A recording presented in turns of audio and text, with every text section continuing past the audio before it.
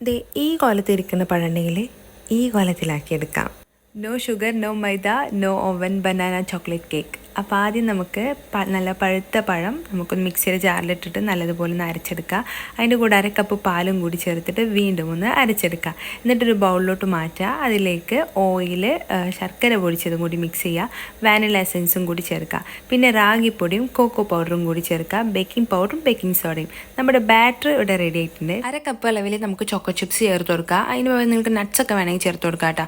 Butter paper വെച്ചിട്ടുള്ള cake ടിന്നിലോട്ട് നമ്മുടെ batter ഒഴിച്ചു കൊടുക്കുക. 6 ഇഞ്ചിൻ്റെ ടിന്നാണ് എടുത്തിട്ടുള്ളത്.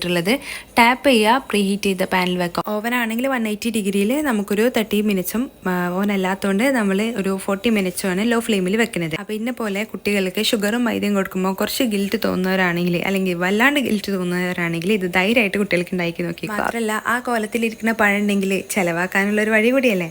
അപ്പോൾ ഓക്കെ, ബൈ.